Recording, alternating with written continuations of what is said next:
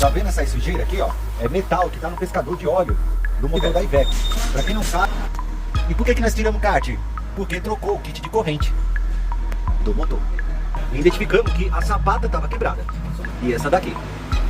Olha da onde está o pedaço. Então esses pedaços daqui é da corrente que quebrou.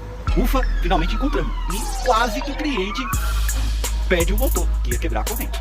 E ó que o veículo tem 171 km rodado. A minha dica é, tá fazendo barulho no kit de corrente ou no motor, leve para uma oficina para avaliar. E para quem não sabe, a troca do kit corrente, o recomendado é a 240 mil, no máximo 250 mil. Mas nesse caso, vocês viram que foi necessário trocar o kit corrente. Por quê? Estava fazendo barulho na corrente do motor. Gostou desse conteúdo? Curta, comenta e compartilhe. Te aguardo nos próximos vídeos. Tchau, obrigado.